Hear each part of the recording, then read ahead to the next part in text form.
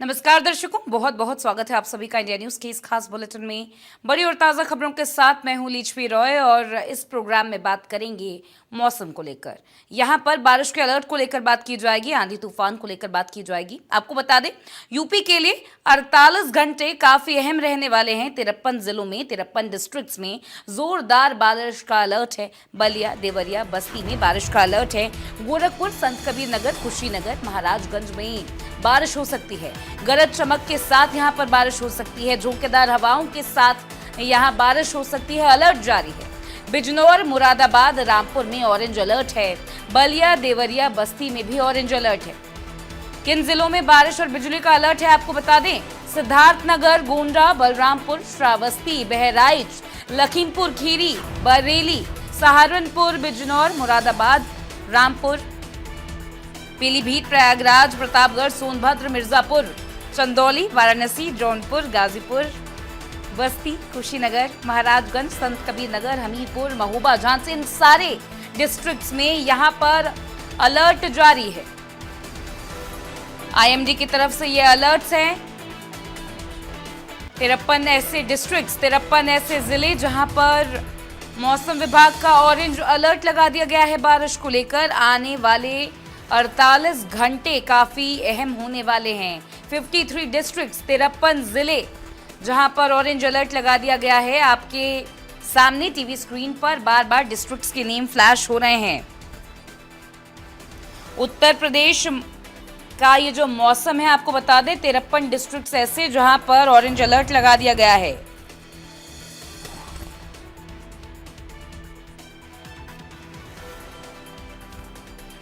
उत्तर प्रदेश में दक्षिण पश्चिम मानसून अब रफ्तार पकड़ चुका है। मौसम विभाग के अनुसार मानसून अगले 48 घंटों के भीतर पूरे प्रदेश को कवर कर सकता है। मौसम विभाग के जो विशेषज्ञ हैं उनका कहना है कि मौसमी परिस्थितियां तेजी से अनुकूल हो रही हैं और प्रदेश के शेष हिस्सों में भी मानसून के प्रवेश की संभावना प्रबल है।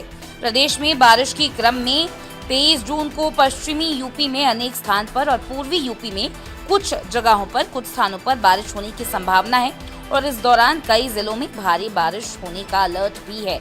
ऑरेंज अलर्ट यहां पर लगाया गया है।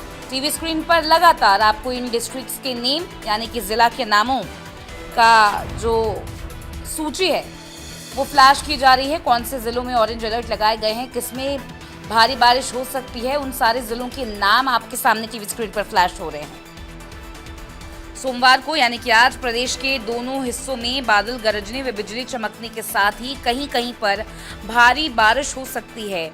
मौसम विभाग की माने तो सोमवार को बलिया, देवरिया, बस्ती, गोरखपुर, संत कबीर नगर, कुशीनगर, महाराजगंज, सिद्धार्थनगर, गोंडा, बलरामपुर, श्रावस्ती, बहराइच, लखीमपुर खीरी, बरेली, सहारनपुर, बिजनौर, मुरादाबाद, रामपुर, बरेली, पीलीभीत और उसके आसपास के इलाकों में भारी बारिश होने की संभावना जताई गई।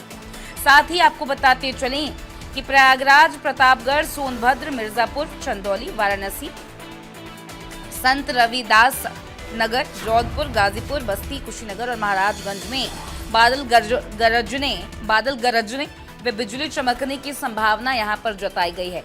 53 डिस्ट्रिक्ट्स जिसमें अलर्ट जारी किया गया है। मौसम के मिजाज की बात की जाए तो ये जानकारी काफी अहम हो जाती है। ये 48 घंटे प्रदेश के लिए काफी अहम है। मौसम की करवट को लेकर ये जो जानकारी सामने आ रही है, आने वाले 48 घंटे काफी महत्वपूर्ण हो जाते हैं।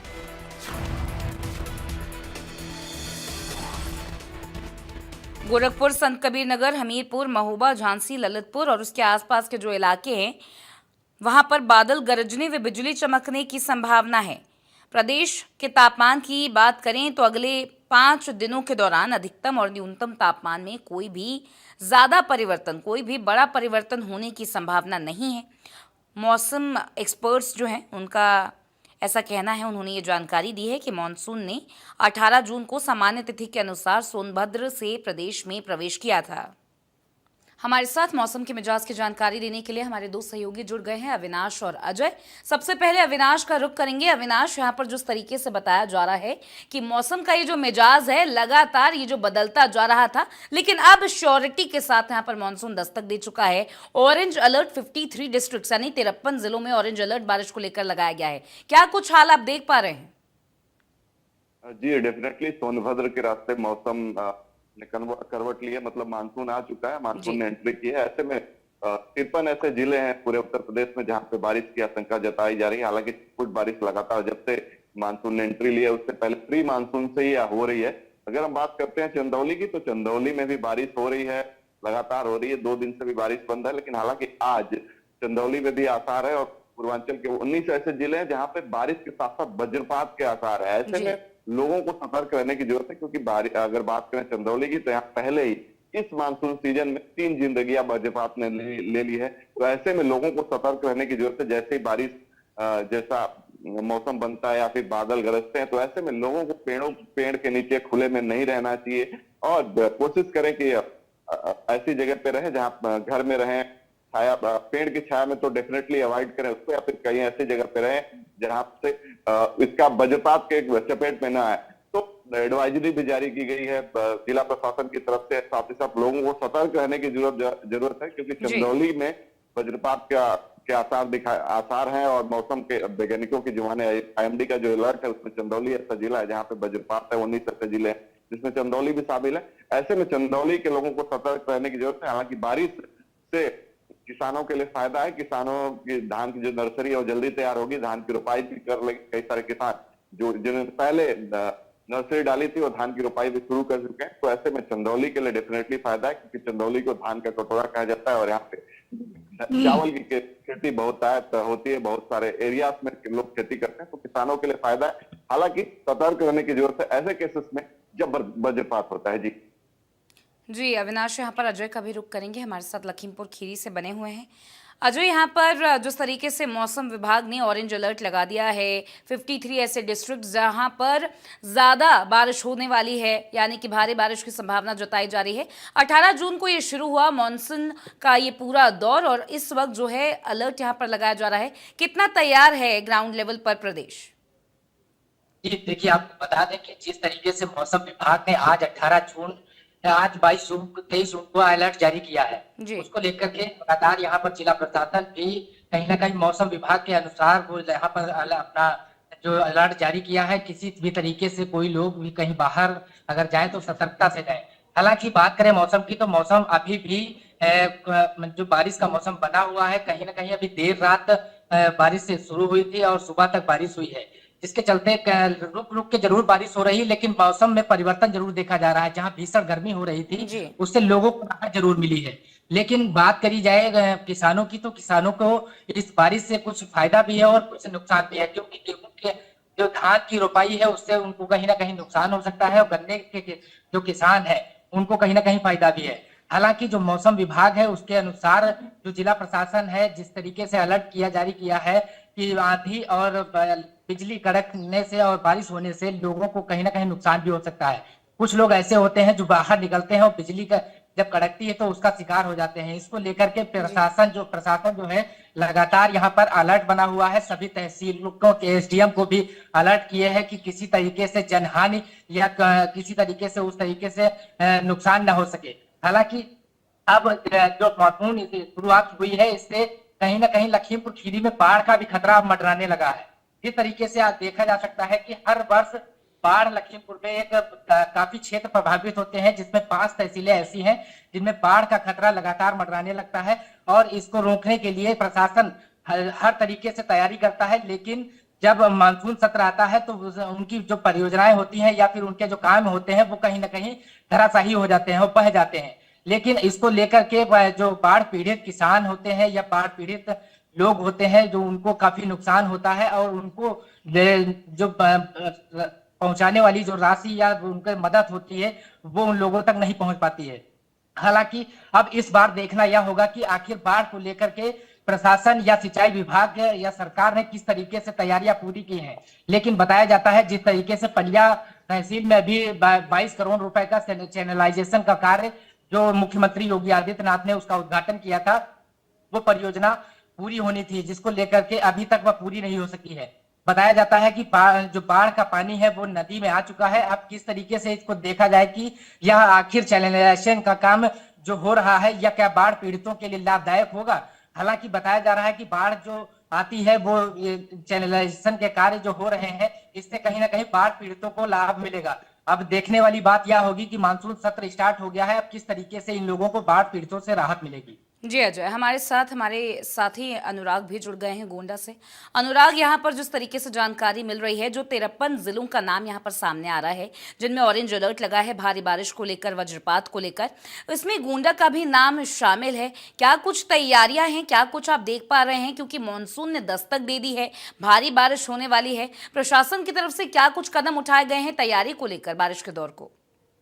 बिल्कुल, दर्शकों को बता दें, जिस तरीके से गोंडा को ऑरेंज अलर्ट में रखा गया है। गोंडा में लगातार पिछले 2-3 दिन से रुक रुक कर बारिश हो रही है। अभी भी गोंडा में इस समय बूंदाबांदी की स्थिति आप साफ तौर से देख सकते हैं कि यहाँ पे सड़कें भीगी हुई हैं और बारिश का मौसम है। तो इसका अंदाजा लगाया जा सकता है कि मौसम विभाग के चेतावनी के बाद बारिश गोंडा में हो रहा है। और बारिश के बाद जिस तरीके से प्रशासन ने अलर्ट किया है, आपको बता दें कि गोंडा जिले में बाढ़ से कर्नलगंज और तरफगंज 2 तहसीलें प्रभावित होती हैं। ऐसे में उन इलाकों में जो बंधे हैं, प्रशासन उन पर निगरानी बनाए हुए है, उन पे काम अभी पूरा नहीं हो सका, काम चल रहा है। तो कहीं ना कहीं जिस तरीके से बारिश से अब गोंडा में 2 तहसीलों में बाढ़ का भी खतरा मंडराने लगा है, वही जिस तरीके से आकाशीय बिजली और इस तरीके से है, इसमें आपदा की टीमों को अलर्ट किया गया है। आपदा की टीम जगह जगह निगरानी कर रही, लोगों को जागरूक कर रही है। वहीं पे आपको बता दें कि 2 दिन पहले आकाशीय बिजली गिरने से 2 लोग की मौत भी हुई थी। तो कहीं ना कहीं गोंडा में फिर एक बार ऑरेंज अलर्ट है और जिसको लेकर प्रशासन ने साफ तौर से अधिकारियों को निर्देशित किया है कि जिससे जनहानि को रोका जा सके, लोगों को जागरूक किया जा सके। और बारिश से मौसम तो सुहाना हो गया है, थोड़ी सा लोगों को गर्मी से निजात मिली, लेकिन 2 तहसील कर्नलगंज और तरफगंज तहसील में बाढ़ का खतरा भी मंडराने लगा है। जी अनुराग, हमारे साथी संजय भी जुड़े हुए हैं, बहराइच का हाल यहाँ पर बताएंगे। संजय, यहाँ पर जिस तरीके से जानकारी मिल रही है, मानसून ने दस्तक दे दी है, भारी बारिश होने वाली है, एक तरीके से मौसम सुहाना है, लेकिन बहुत सी समस्याएं बारिश अपने साथ लेकर आती है। उसके लिए बहराइच कितना तैयार? बिल्कुल, देखिए, मैं सबसे पहले आपको बताऊं कि अगर समस्याओं की अगर हम बात करें तो समस्याएं तो जरूर आती रहेंगी, लेकिन इस बारिश की जरूरत भी हर किसानों को रहती है, क्योंकि जिस तरीके से इस बारिश की वजह से किसान अपनी धान का फसल लगाते हैं, इस बारिश की वजह से गन्ने की फसल में किसान पानी लगाते हैं, इस बारिश की वजह से तमाम ऐसे उनके सपने हैं जिसको पूरे किए जाते हैं। वजह यह है कि जब बारिश होती है उसके बाद से उनके धान की फसल काफी तेजी से लहलहाती है, जिसको लेकर के किसान जो है मंडी में ले जाकर के उसको बेचते हैं। फिलहाल इस समय ऑरेंज अलर्ट जारी है। बहराइच की अगर हम बात करें तो यहाँ पर चारों तरफ देर रात से बारिश हो रही है, लेकिन ये बारिश काफी बेहतर हो रही है। किसानों के चेहरे पे काफी खुशी है, क्योंकि किसान अब जो है अपने खेतों में धानों की फसल को लगा सकेंगे।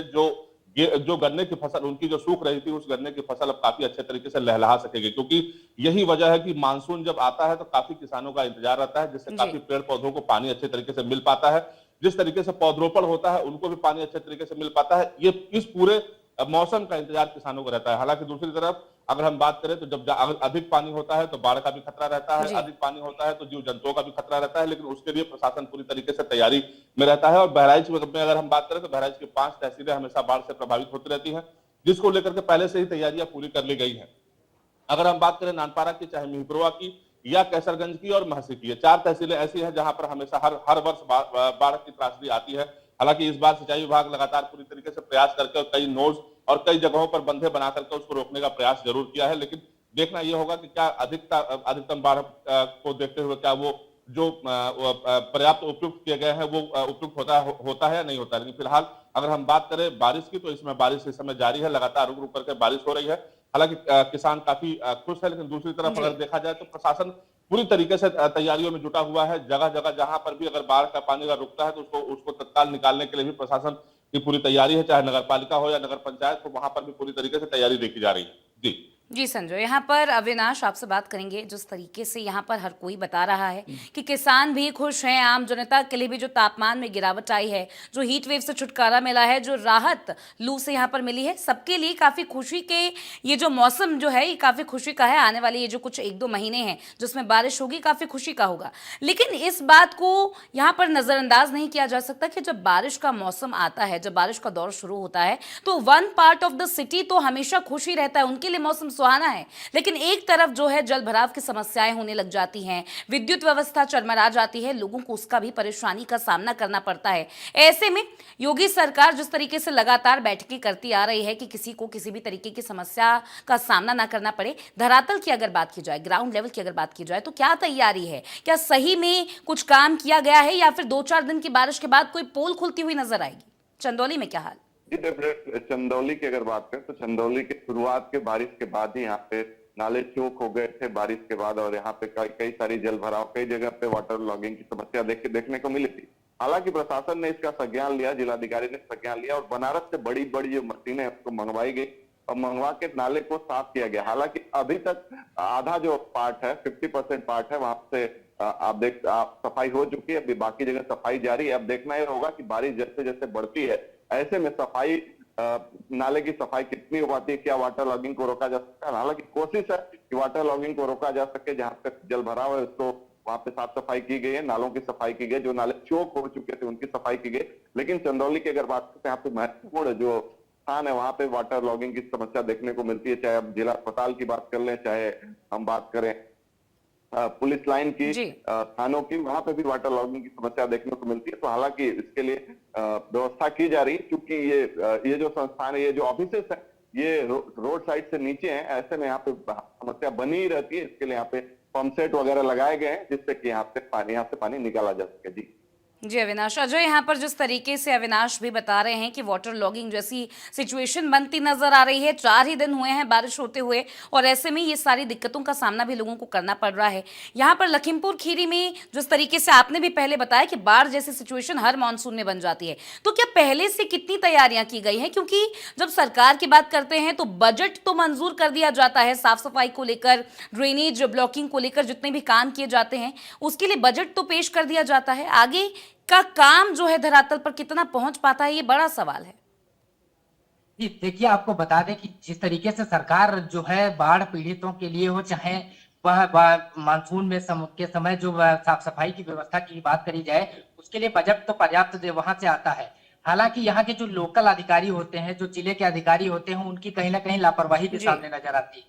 जिस तरीके से जब बाढ़ आती है या फिर मानसून आते हैं, तो उसको कुछ दिन पहले ही वो लोग अपना कार्य चालू करते हैं। हालांकि कार्य चालू करने के लिए उसका बजट जो है उससे पहले ही आ जाता है, लेकिन जब ये जो देखते हैं कि अब बाढ़ मानसून सत्र आ गया है, तो इस चीज का कार्य प्रारंभ करते हैं, जिससे कहीं ना कहीं बाढ़ पीड़ितों को राहत मिल सके। हालांकि इसका सिर उल्टा होता है, जब बाढ़ मानसून आता है और बाढ़ आती है, उससे पहले ही जब ये काम करते हैं तो कुछ परियोजनाएं ऐसी होती हैं जो मानसून अचानक आ जाने से बाढ़ की परियोजनाएं बह जाती हैं।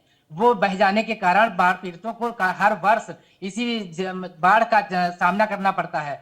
वहीं नगर पालिका या नगर पंचायत की बात करें तो लगातार प्रशासन और जो नगर पालिका अध्यक्ष होते हैं, जो ये अधिकारी होते हैं, ये लोग लगातार नाले और नालियों की सफाई कराते हैं।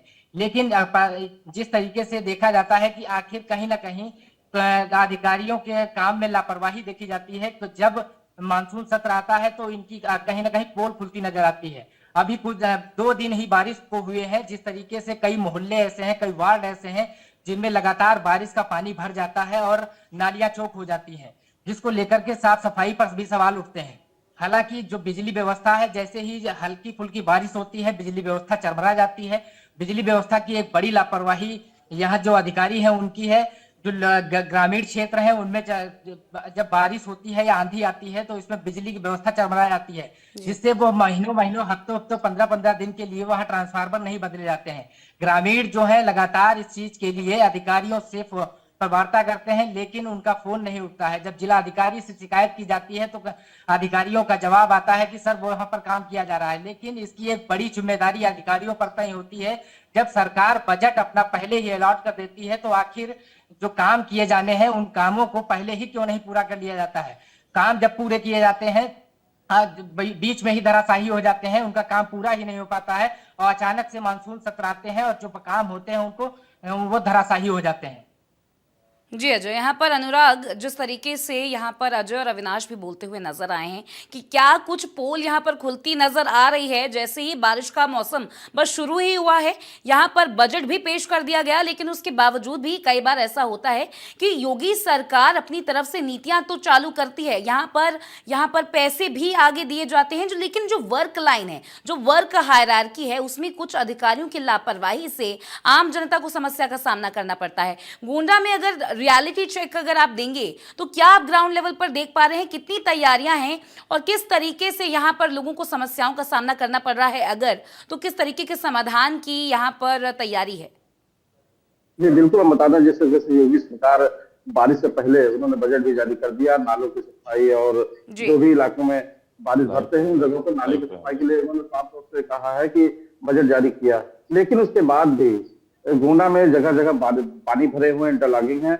और हम सबसे बड़ी बात करें कि मेडिकल कॉलेज, जो कि गोंडा में मुख्यमंत्री ने मेडिकल कॉलेज का उद्घाटन किया, लेकिन मेडिकल कॉलेज में भी परिसर में पानी भरा हुआ। वहां पर जो मजदूर हैं, जो मरीज है या उनके तीमारदार हैं, उनको पानी में होकर जाकर अब जांच, ब्लड जांच वगैरह करानी पड़ती है। तो साफ तौर से सबसे ज्यादा जो सबसे इंपॉर्टेंट चीज है गोंडा की स्वास्थ्य विभाग, मतलब मेडिकल कॉलेज, वहां भी पानी भरा हुआ है। पटेल नगर में पानी भरा हुआ है। शहर के शहरी इलाकों में काफी इलाकों में पानी भरे हुए हैं। तो साफ तौर से नगर पालिका में जिस तरीके से पैसे दिए गए थे और साफ सफाई करने की बात की गई थी, तो कहीं ना कहीं वहां पर खेल हुआ है। तो नगर पालिका में खेल होने के नाते यहाँ पर जगह जगह पूरे शहरी इलाकों में पानी भरे हुए हैं। और हम बात करें बाढ़ग्रस्त इलाकों की, तो जिस तरीके से बाढ़ में जो बंधों पे है, बंधों पे लगभग 75% अभी काम पूरा हो पाया है, जो कि अब बाढ़ बिल्कुल आने का समय है। अभी 25% लगभग काम बचा हुआ। तो अंदाजा लगाया जा सकता है कि सरकार ने बजट दिया है, करोड़ों रुपए का बजट बंधों के को रख रखाव और सुरक्षा के लिए और नाव और सारी चीजें बनाने के लिए, बोल्डर वगैरह पिचिंग करने के लिए दिए हैं, और वो भी काम अभी कंप्लीट नहीं हुआ। तो कहीं ना कहीं जो अधिकारी हैं, ठेकेदार हैं, इनकी मिलीभगत के चलते जो ये है कि बाढ़ग्रस्त इलाकों में एक बार फिर बाढ़ का सामना लोगों को करना पड़ सकता है। जी अनुराग।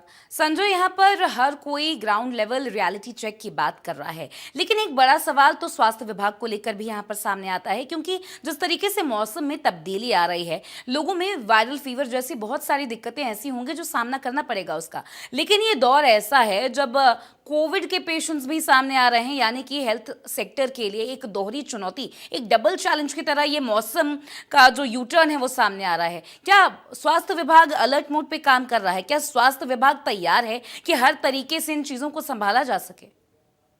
बिल्कुल, देखिए मैं आपको बताऊं कि मानसून आने से पहले सिर्फ स्वास्थ्य विभाग को ही नहीं बल्कि कई विभागों को पूरी तरीके से अलर्ट मोड पर रखा जाता है। जैसे चाहे वो बाढ़ चौकिया हो, चाहे अस्पताल में एंटीवेनम हो, या अस्पताल में पूरी तरीके से बेड हो।